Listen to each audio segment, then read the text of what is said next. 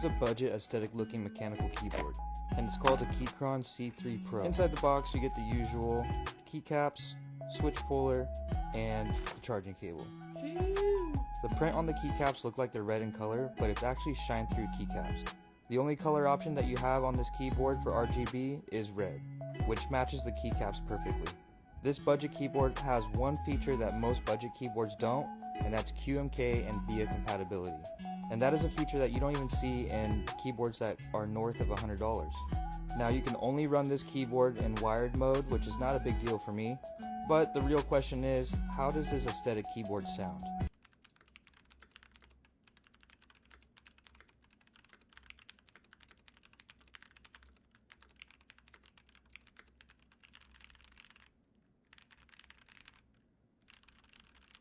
I got this keyboard with the brown switches and I think they sound absolutely amazing, especially for the price. So if you're looking for an aesthetic looking keyboard but you're balling on a budget, I highly recommend the Keychron C3 Pro, and I have the link down below.